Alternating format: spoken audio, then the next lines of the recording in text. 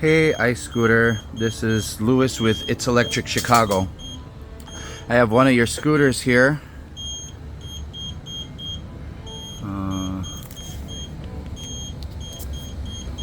Have an error 16.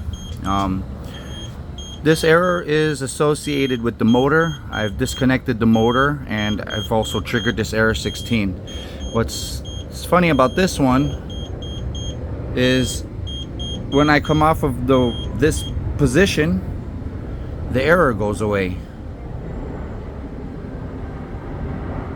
When I bring it to this position, it gets triggered. I believe the answer is that we need to replace this motor.